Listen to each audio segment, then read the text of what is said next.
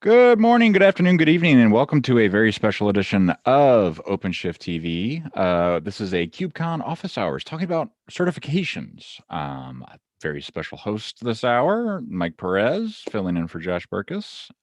Thank you, Mike. I will hand it off to you. Take it away. Well, hello everyone, and welcome to the Certifications Office Hour adjacent to KubeCon. I'm Mike Perez. I work in Red Hat's open source program office, and I'm joined here today with two of Red Hat's certification staff, Henry Maine and Randy Russell, who are here to answer your questions. They'll be doing a short presentation, but we're here for your questions. Ask them in the chat at any time, and we'll queue them up, and Henry and or Randy will answer them. If we pick your questions and answer them, then you are entitled to a free t-shirt. So follow through at the end of the show for more details. So first, let me introduce again our panels themselves. Henry, would you mind introducing yourself? Henry, hit that mute button for me. Thank you, Mike. Yes, there had to be one technical glitch. So hi, everybody. My name is Henry Maine, and I work on the certification team. I work for Mr. Russell here, who is the director of certification, and I manage a team of developers who develop our Openshift certification exams. Actually, we do have one of the developers of those exams with us as well. Curtis Rempel is also with us. Yeah, I think that's probably everything you want to hear about me. So Mike, I'll turn it back to you and you can hand it over. Thank you, Henry. And Randy, would you mind introducing yourself as well? Yeah, so I'm Randy Russell. I'm the director of the certification and the certification program at Red Hat. And so Henry and his team, as well as a couple other teams, are all part of this program, and really glad to be here and do a little bit of Q&A. Thankfully, we have Henry and Curtis here, who are a little bit more clued than me on a bunch of this stuff, but happy to take general questions. So, just to maybe get us started, I want to make sure that people know a little bit about the Red Hat certification program.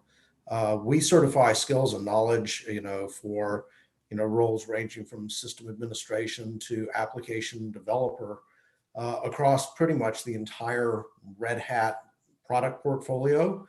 So not just OpenShift, but really all those other fine open source products that Red Hat brings to market. Certainly OpenShift is of particular interest, and Henry's going to spend a little bit of time talking about that. But I just wanted to share a couple of key things about the CERT program.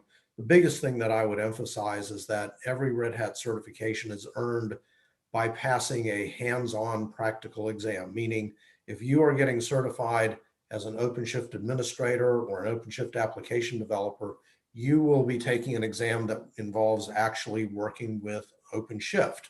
And of course, OpenShift being the way that Red Hat does Kubernetes. So, the hands-on aspect is really important to us. A lot of certification exams out in the IT world tend to be multiple choice quizzes of, maybe an hour. Our exams tend to be 3 or 4 hours of actually banging away on live systems and making them do stuff. And so I think that's a real differentiator for the program, and that applies across the entirety of it.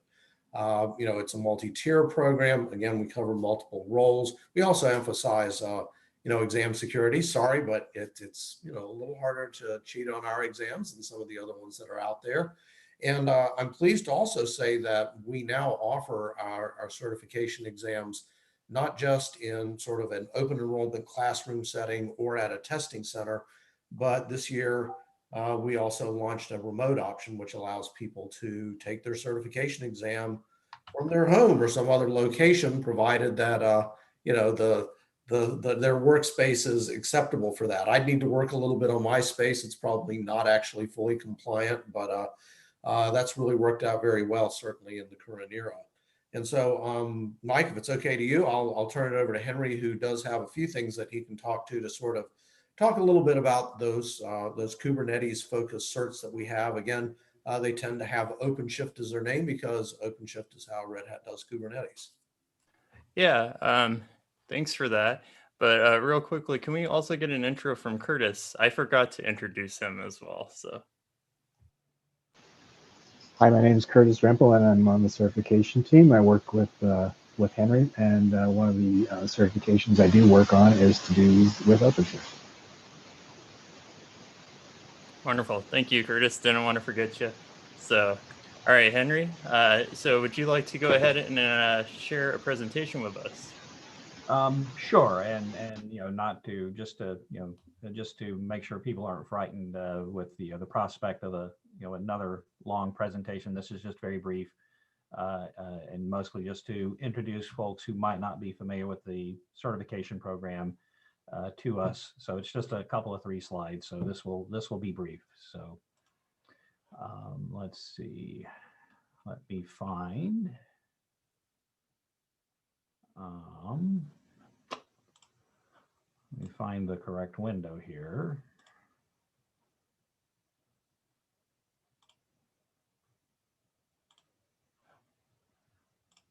All right, is everybody seeing the presentation? Looks good, Henry. All right, thank you.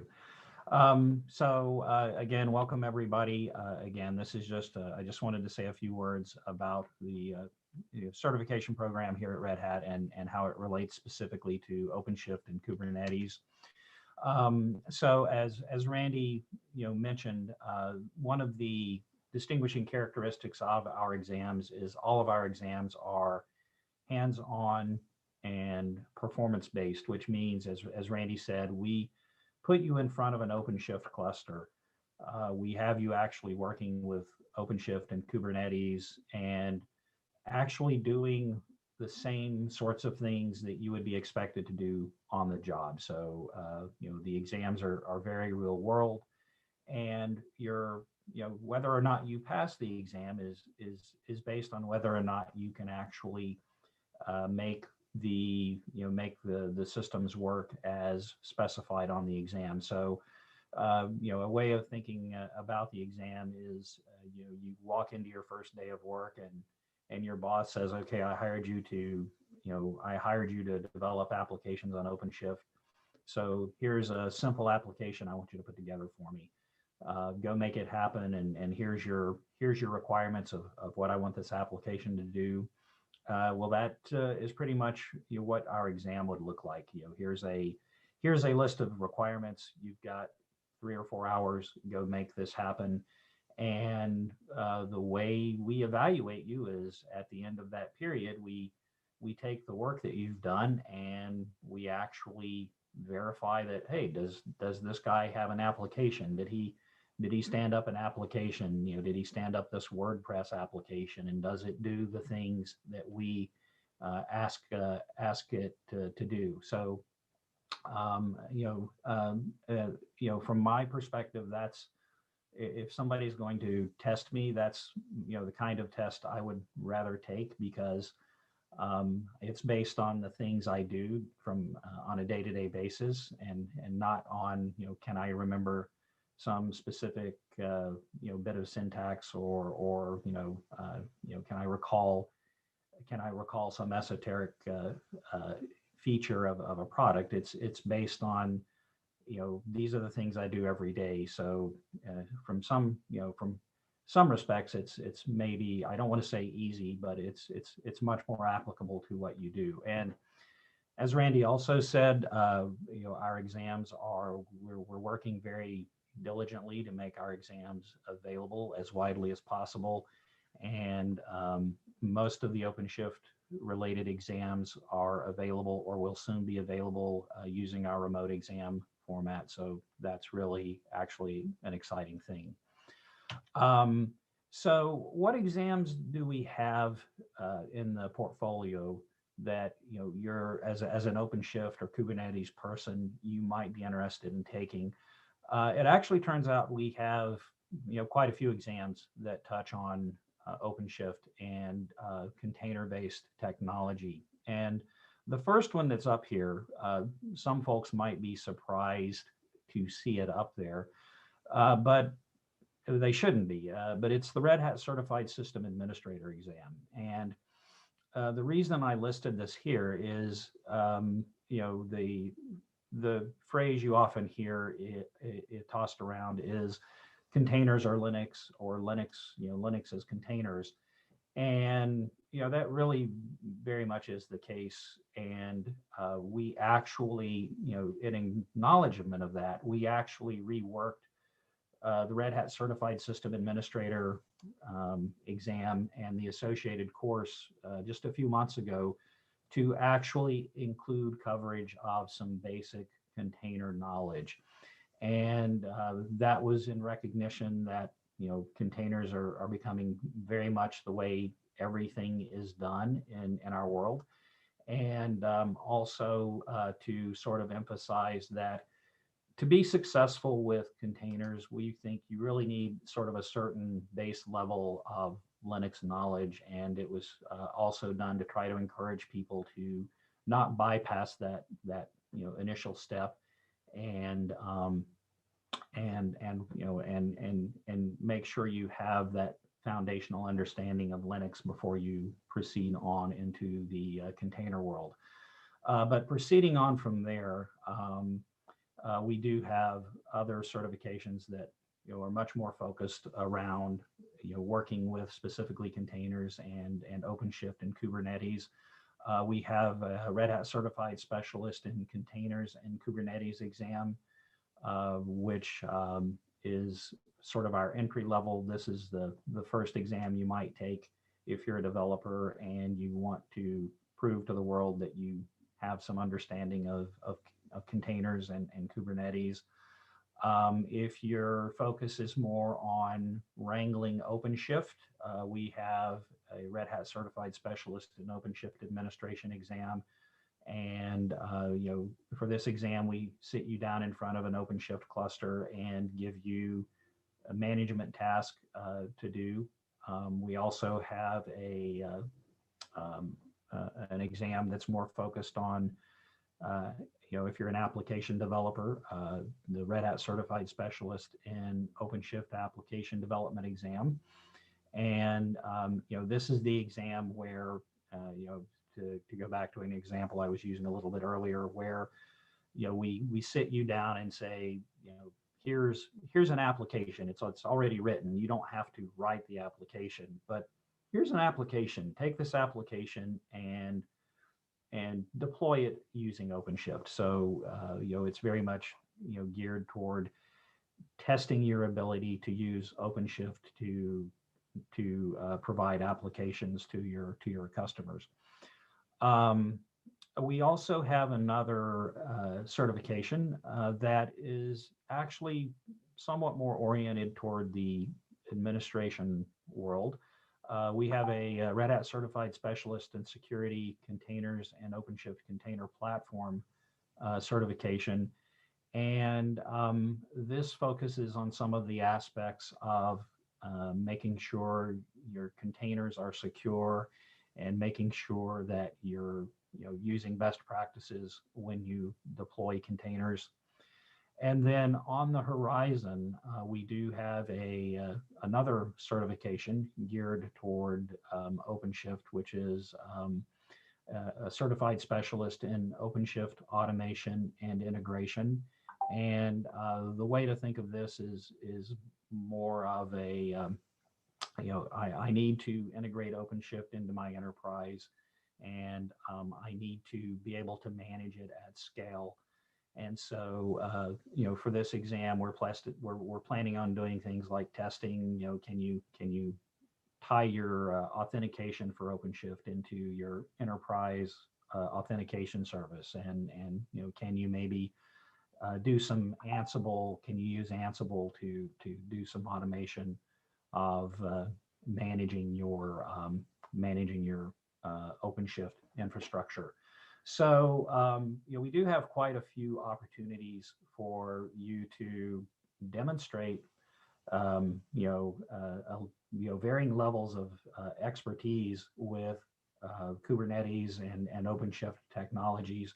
And this list will grow. I think if we were to do this 6 months from now, it's very likely we might see 1 or 2 additional offerings on this list. So we're very much invested in OpenShift on the certification team, and we're very much invested in supporting the OpenShift program. So I don't think this is the end of this list by any measure.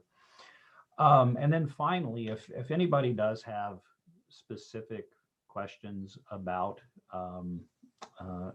any of the exams I just mentioned, you can find those on our website.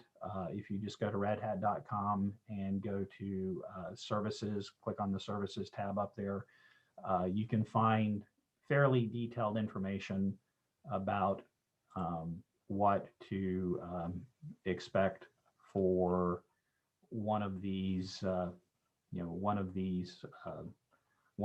exams. We do provide detailed information. We actually do provide for every exam. We actually do provide a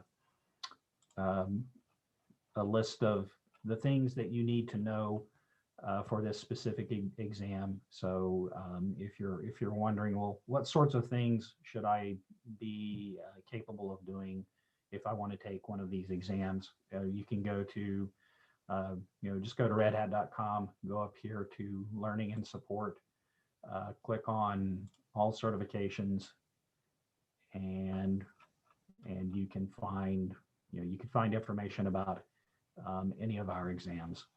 And with that, I will stop the presentation portion of the program and turn it over to you folks who might have questions. Thank you. Wonderful. Thank you, Henry, so much for going over that. And so I do actually have some questions that are already queued up from our audience. One of them is, what exams do these correspond to? So they're kind of codenamed as EX200, EX180, EX280, so on. What does that all mean? So I deliberately did not put the EX whatever up there because to some extent we're trying to.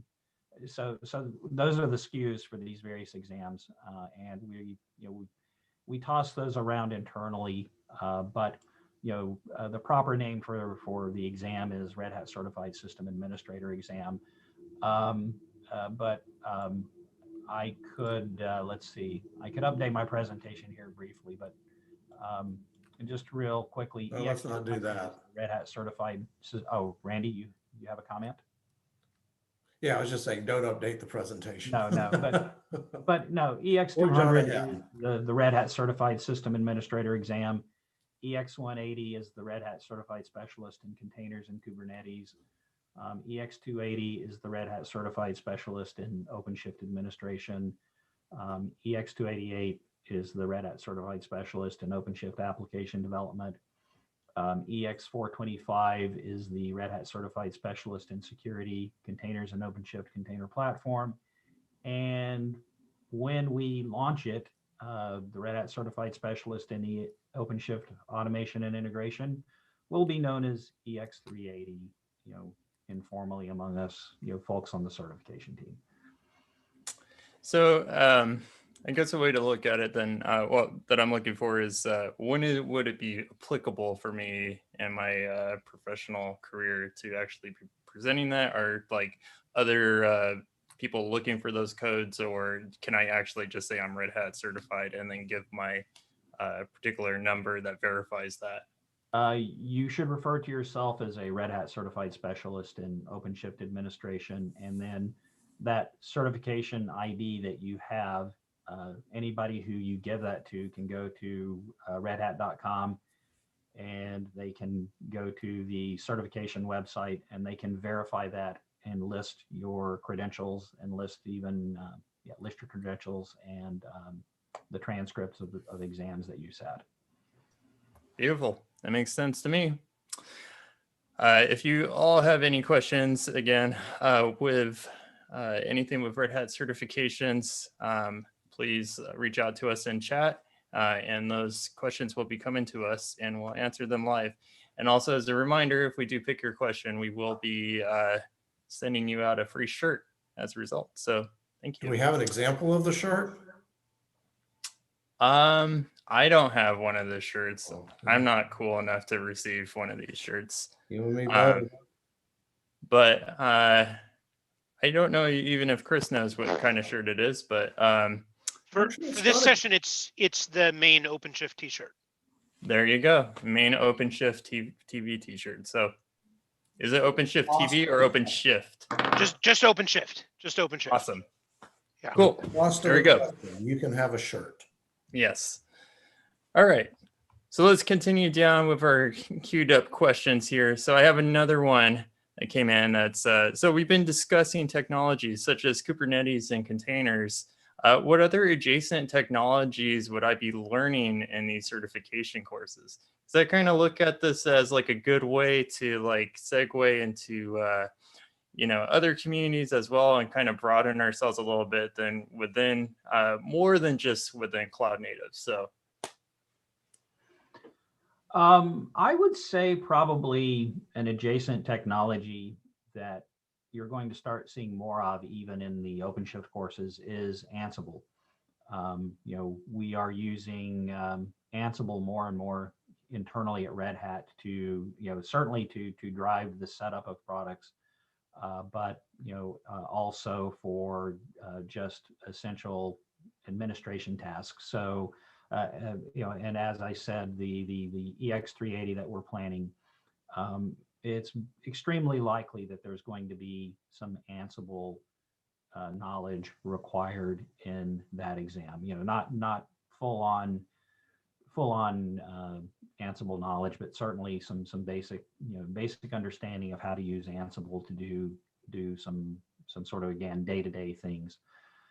So I think that's definitely an adjacent technology that is going to, you're going to encounter. I think also like you kind of think, because I know, I'm going to be honest, mostly my knowledge around with Kubernetes is focused around storage, so mind my ignorance here. But as I understand that, you're going to also pick up things like etcd as well, yes. Technologies as an administrator. These are other technologies. Are there any other ones like that? Certainly etcd.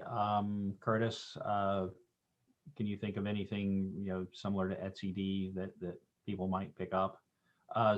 Source to image is another one. Yeah, working with the registry at images, Podman, that sort of thing. Oh, Podman, yeah, Quay. Quay, yeah. Quay, definitely Quay. So, anything that's sort of in that container infrastructure, that container, infrastructure, Kubernetes infrastructure. Our certs and the associated courses are all going to touch on that. Great. And I have another question that comes in. This one comes through YouTube from Chuck Douglas. And it's specifically, when do we expect the service mesh exam? That's a Randy question. Yeah, so just real quickly, we had intention of having that rolled out. I think service mesh is a very exciting technology, and I think it's going to be very impactful. And I think we're going to see a lot of interest in it. Just in full transparency, we're in the open source world after all.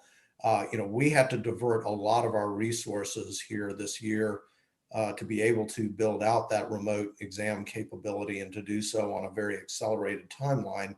On account of the situation with COVID-19. And unfortunately, that meant that we had to postpone that service mesh exam But I would say that right now we are hoping to have that early next year. Won't be before the end of this year, but I am sort of hoping that perhaps in the first quarter of next year that we might be able to roll that out.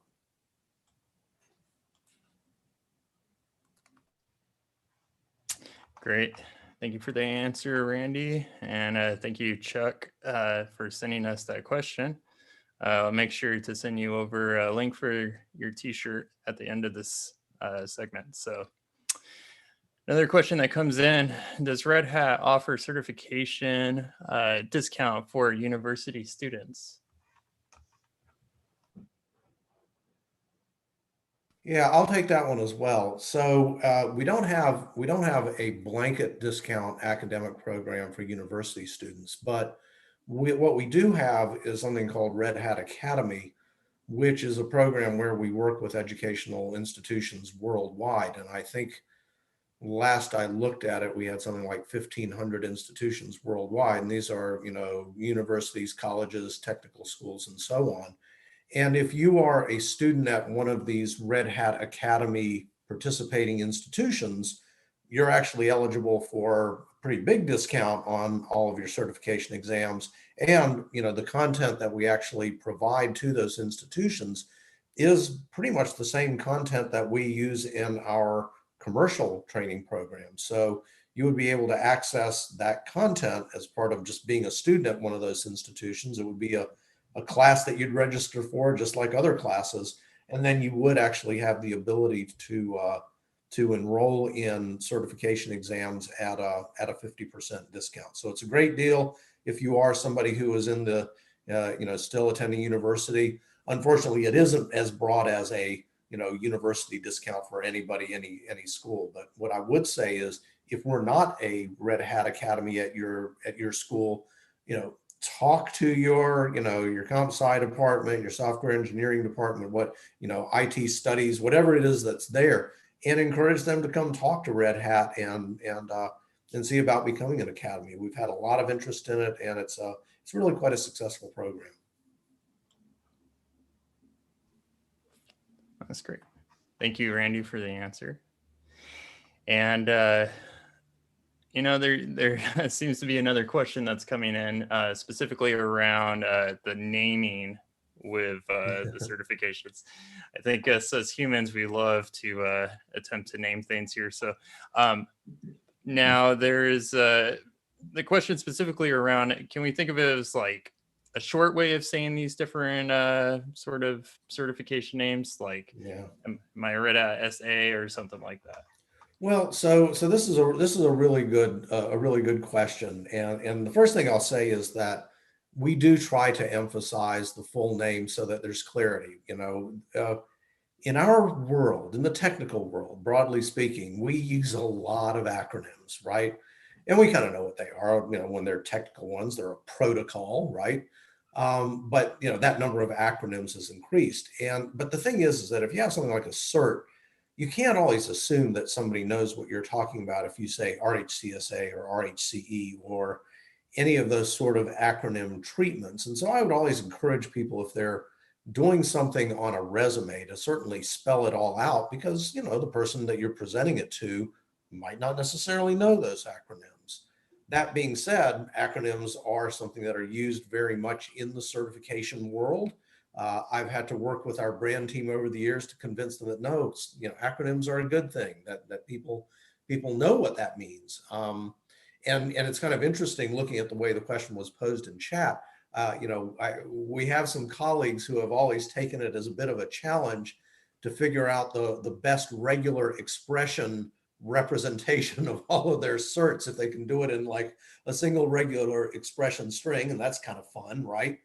But to that branding question, this is something that we're looking at and trying to think about. What is the best way to present these, and to make it really clear, what it is they do and how they relate to one another, right? And that's sort of an ongoing effort, and something that we're actually turning some more attention to, particularly around the Openshift certs, because they are so very central to the Red Hat business and mission today. So, interesting question. I wish I could give a more specific answer, but it is something that we're actually looking at. in the meantime, my guidance is always going to be, don't assume people know acronyms. Don't assume people know a short form. Give them the whole bit, because that's going to tell them the most information. Might make for a crowded business card, but Gotta agree with you there, especially with my lack of knowledge in networking. Whenever there's a lot of acronyms thrown in, I am quite lost. I don't think I'm alone there, though. So, but I'm happy to admit that live. So, I have. Here's an excellent question that comes in, and specifically, I'm just going to quote this person. So, but it appears I suffered the EX280 in version 3.9, and I came close to getting it. So I'm assuming that they had some issues with that particular version. What significant changes does the new version have? Has it been made more accessible? So it seems to be, this question is around difficulty with accessibility with that particular version. Has there, I guess, been focuses around accessibility for people that might be using screen readers or other sort of technologies to be taking these certifications? Well, so let me make sure that, first of all, that is the question posed one concerning adaptive technology or accessibility? Is that the concern that's being raised, or is accessibility being used in a more broad sense? We're gonna have to take it for what it is, because I agree, it's not completely full of information here of what they're asking. If you're still listening, send us a clarifying answer, but we'll do our best based on what has been asked here. So it seems to be focused around. I think the short thing that I would say, I'm gonna assume that it's not something as specialized as special accommodations accessibility, which is something that we try to work with and do. I mean, we have a process for doing that, and it is something that we try to do. My sense of the question was that it was more that there were some things about working with version 3.9 that perhaps made it feel like it was a bit challenging. Okay. And I think one of the things that I would say is that, we're talking about a very rapidly evolving technology with Kubernetes, and then everything that Red Hat builds around Kubernetes to make it, more consumable by the enterprise.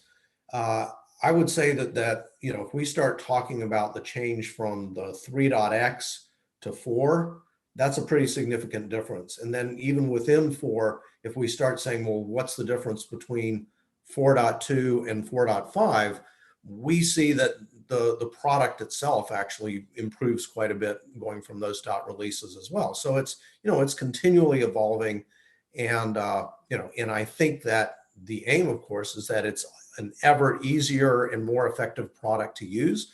I'm not saying that necessarily what happened during that exam was product driven, but that was my sense of it. And what I would say is that if you have some concerns about that, or about an exam that you've taken, in the exam results, we do provide a URL that you can provide feedback on, and you can raise concerns if you have them.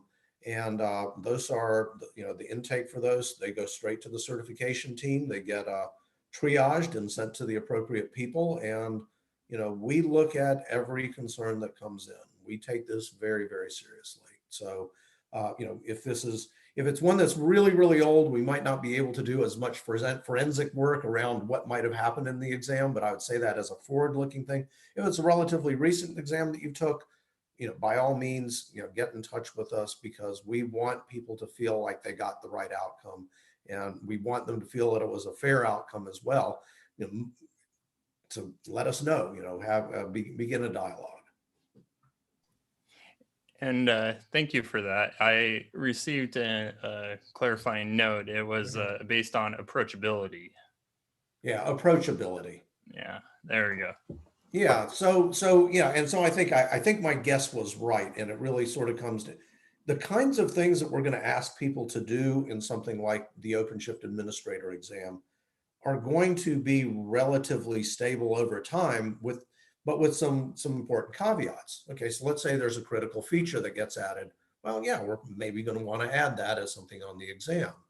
But sometimes it's going to be the case, and I've seen this throughout the years that we've been doing this kind of testing, not just within this product line, but others, is that sometimes there is the way you do things becomes different over time. And something I've told people over the years, if they've said, well, the exam seems really hard or something like that, I'll say, well, go talk to engineering, and because the product itself is what makes it perhaps easier or harder. But I would say that we have seen the kind of evolution on the product side where over time, this has simply become a much easier product to use. I mean, if I think back to some of the early iterations of Openshift, you had to do a whole lot of typing to get anything done, to get a very little bit done. And that's something that's evolved a great deal over time. And so now, the exam is not as much a test of your typing speed, for example. Great. Thank you for that response once again. And I have another question that comes in. I'm wondering specifically, I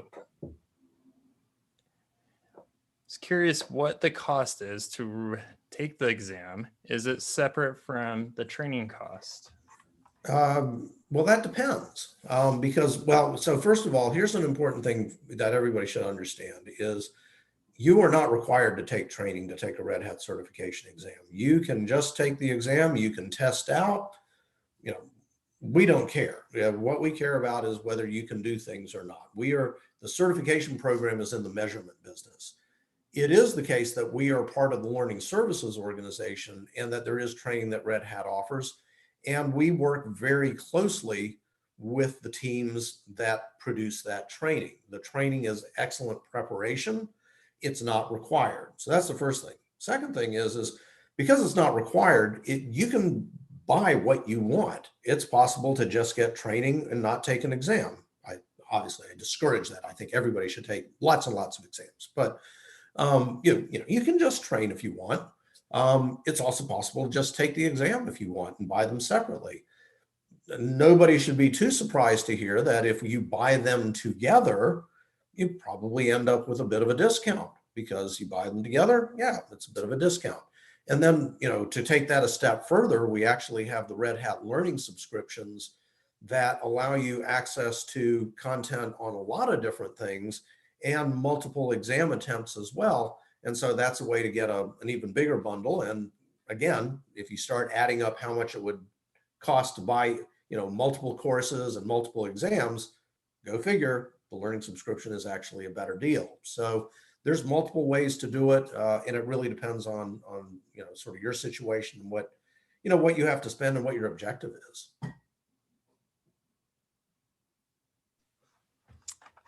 All right, thank you. And we have another question that comes in specifically on exam X280. Remind me again which one that one is? OpenShift Administrator. Thank you. So this particular person took this exam half a year ago and found that the Lenovo exam kiosk keyboard was a bit cryptic. That's quoting them. They're wondering though, would you in the future be permitting people to use their own USB keyboard? Well, yeah. So there's a couple of answers to that. So when you go to take a testing center exam, there is a specific piece of hardware we support for testing center delivery, a few specific models of laptop. And something to understand is that, we offer all the exams that we offer through the testing centers. And there's a combination of local resources and remote resources sometimes that are involved in actually delivering that exam. Okay, so it tends to be a much more defined kind of thing. But, as I mentioned earlier, and Henry also touched upon this, we now have a remote exam option. Okay, so when you go to the testing center, we're not doing external keyboards for those right now. That's something that could change in the future, but you have an alternative. If you're wanting to do one of the Openshift exams, take it as a remote exam, and you are permitted to use an external keyboard. However, let's say you're using a laptop. If you want to use an external keyboard, we're going to ask you to close the lid so that you have only one keyboard. Why? Well, there's some people out there in the world who are crafty enough to think of doing things like attaching a second keyboard and having a more knowledgeable party doing the work for them. and I'm not making this up. This actually happens. So, we need to have only one physical keyboard attached, and that's really the thing that we're trying to accomplish there. But with the remote exams, we have a way to do that. You can use your external keyboard. You'd have to close the laptop lid, but if you have a desktop or a tower, no problem. That one keyboard would be your external keyboard. So, we are accommodating that. And it's great that you brought that up, because we had a question that wanted more detail specifically on how does it work when I am taking the exam remotely? Is there any things that people should expect, like in terms of things that are, I guess, well, I mean, obviously, we're trying to make sure that people are legitimately taking these exams, right? So there might be some things that they have to watch out for, like keeping eye contact on the screen, maybe, or things like that. Yeah, so there's actually we have some really great information on the web and in the Red Hat learning community on how to do this. In fact, you can do a search for getting ready for your remote exam, and you will find a blog that covers a lot of this. But I do want to give sort of an overview of what happens when you do this. So it's important to know that you have to do a bit of pre-work to be ready to take that exam remotely. First thing, your office can't be a rat's nest like mine is. See, I've got my camera strategically placed here and not revealing the squalor that is all about me. So first thing is, your space has to be appropriate. You can't have a whiteboard with the cheat sheet on it, right? There's things that you have to do about your environment. The second thing is that we're different from pretty much any other testing program in that our online testing involves actually using a local environment as well as the remote. Now, all of the actual exam work you're going to do is on remote cloud-based instances, but we actually have a live USB environment that you'll boot into, okay, as opposed to going to a URL on your browser and then the browser goes full screen and supposedly your laptop is locked down. Well, no, putting a browser in full screen does not lock down a laptop, okay? So, what we have you do is we actually have a special live USB environment. It's free, freely downloadable. It's based on Fedora 31, but it's a special spin of Fedora 31 that basically locks down that laptop for anything but two purposes: taking a Red Hat certification exam remotely or running the compatibility test that ensures that your environment is actually going to be suitable. It'll do some network checking and device checking and things like that. If it comes back unsuccessfully, well, then that maybe that might be something you need to work on. If it comes back successfully, well, we feel like there's a pretty good chance that we can deliver that exam successfully. And this live environment, which incidentally Curtis was very instrumental in developing this, who's on the call here. The live environment is not only something that allows us to really enforce the rules of the road a little more closely, which ensures that anybody who says they're Red Hat certified is the real deal, right? It also has another advantage. It makes the delivery a lot more reliable because now we've taken a lot of variables out of the equation. We're not wondering, well, what OS are you running? What browser are you running? What browser version are you running? What OS version are you running? What plugins are you running? All of that goes out the window because the entire operating system environment is provided to you, and it just makes everything a lot more knowable. And what that means is we've actually been delivering at a higher level of reliability than the big test delivery vendors can provide. And that's a benefit to the person taking the exam, that you're less likely to have technical problems than you are with some of the, the other programs that are out there that do things in a different way. So knowing that you have this live environment piece, you can't sort of decide on exam day, oh, let me go and look and see what I need to do. There's a little bit of prep. You got to prep the environment. You've got to write your USB key. You've got to do the compatibility test. All of this is documented online. I'd encourage anybody to go out there and see it, but it does make for a better experience in the end. And so once you're in that exam, you're going to work with a remote proctor. They're going to be observing you on your external webcam. Must be an external webcam. That's another detail. They'll be making sure that you're not reading notes up your sleeve or talking to somebody somewhere else. And, I'd say to the point you were making earlier, Mike, is once you're there in the exam, imagine that you're somebody watching taking exam. Are you doing things that would make somebody wonder what you're up to? If give it a second thought and don't do that. But we're never going to just cut the exam off and say, hey, you're done. We're always going to say, well, okay, why do you keep looking to your right? It sounds like you're talking. Are you talking to somebody?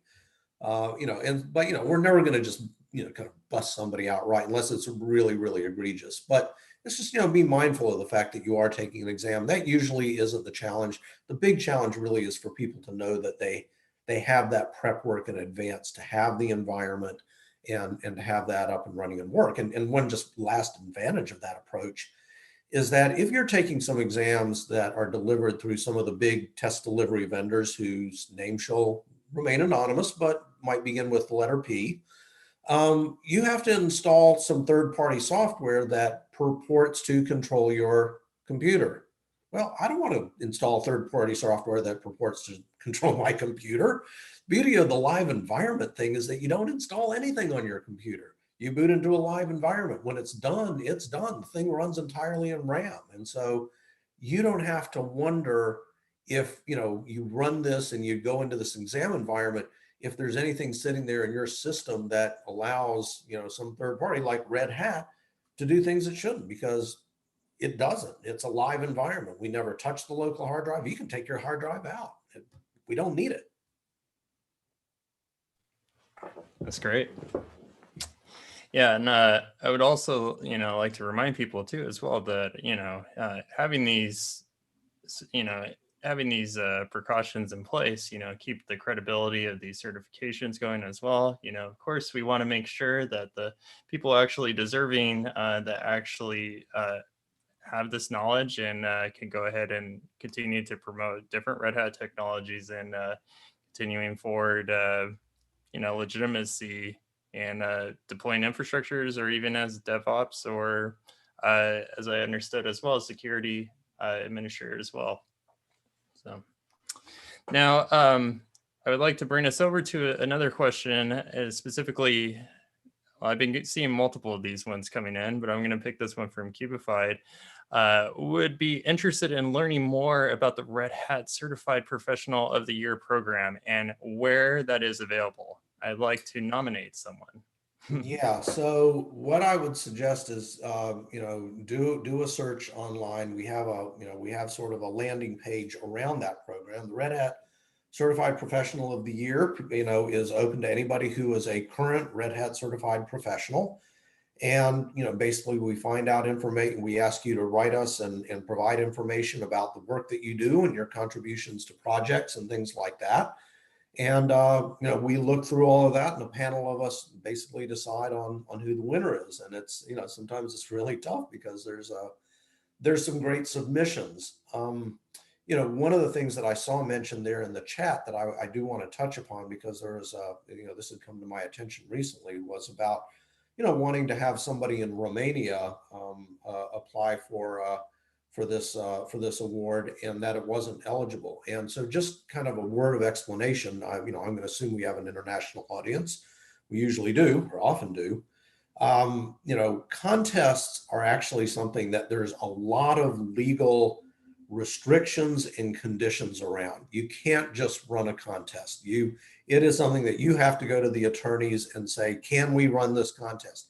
Can we have these terms and conditions? And go figure, every country in the world has slightly different rules about what you can do with contests. And so, every year we have a certain number of eligible contests, and those are where we run it.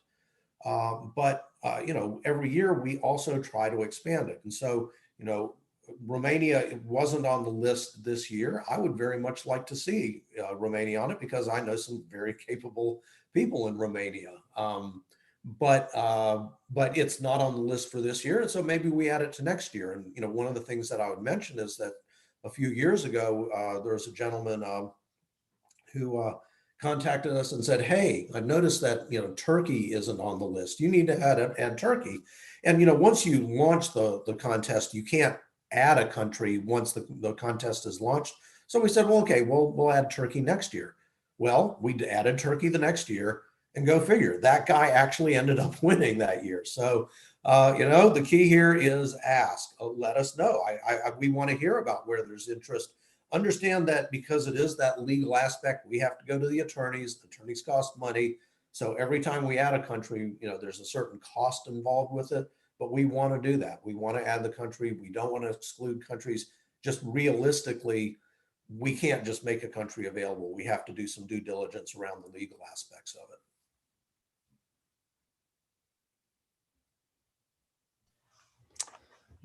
Great, thank you.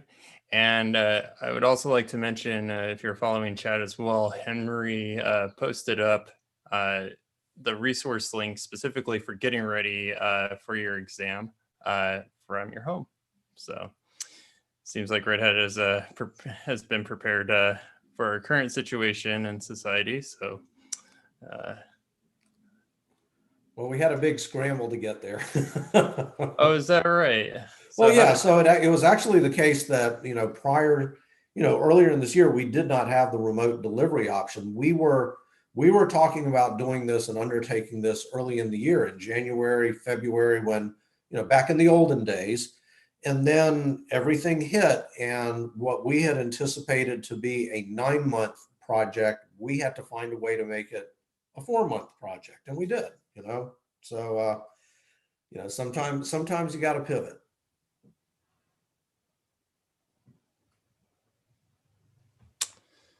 And can you tell me about the Level Up program? Okay, yeah, Level Up. So, obviously, Kubernetes is a critical technology. We wouldn't be here, if it wasn't, participating and attending in this event. Again, Openshift is how Red Hat does Kubernetes. And what the Level Up program is a way to sort of recruit interest among people who have certified with us on Red Hat Enterprise Linux, which of course is what, that product that everybody knows and associates with Red Hat, Red Hat Certified System Administrator, very much associated with that product. Although, as Henry mentioned, we have now added containers to the scope of what that certification represents. And that's actually part of what we've done with Level Up. With Level Up, what we've done is a certain amount of outreach to people who are certified with us to give them the opportunity to learn about containers and Kubernetes, with a discount. And so we've offered this program since a few months ago. If you're a Red Hat certified system administrator and haven't heard from us, sometimes the rules governing our outbound marketing emails and so on might filter it, or you might have a corporate email filtering it.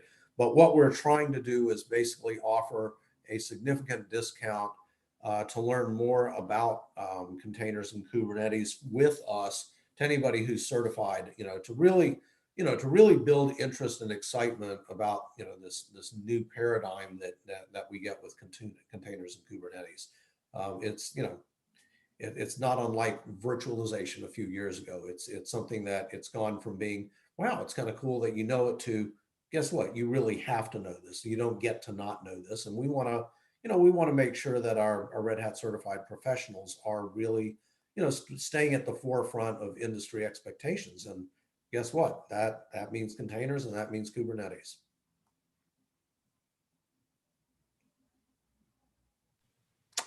Well, great. And thank you, Randy. It seems like you actually had quite a few answers for us. And Henry, Curtis, do either of you have any closing comments as we're approaching the end of this particular segment on Openshift TV? I will share something that Curtis shared via a private chat to me regarding the person who had the comment about the difficulty of the exam. Curtis pointed out that study those exam objectives very closely, and if you look at those exam objectives and they seem very clear, and you look at that objective and go, I know exactly what they're talking about, chances are you're prepared for the exam. If you look at that exam objective and it's a little fuzzy, maybe you need to do a little bit more preparation work. But we do try to be as clear as we can with the exam objectives about what you should be expected to know without telling you, here's the thing you need to do specifically on the exam. We do have to keep it, an exam, so we can't tell you the exact exam question, but we do try to give you as clear an indication as we can of the types of things that you should be prepared to demonstrate.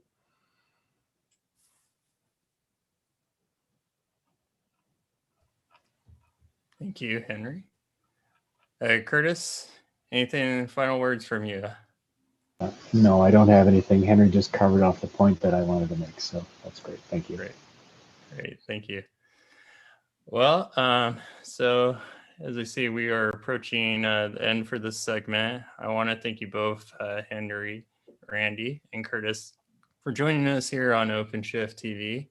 I am not Josh Burkus. I am Mike Perez. I may be wearing a blazer with pajamas at the same time. And I'm assuming that is an Chris awesome Short, blazer too, by the way. Thank you. Yeah, trying to keep it professional.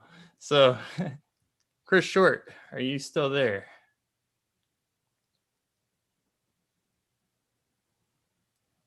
Well then, I believe that's the end of our segment then. So, all right.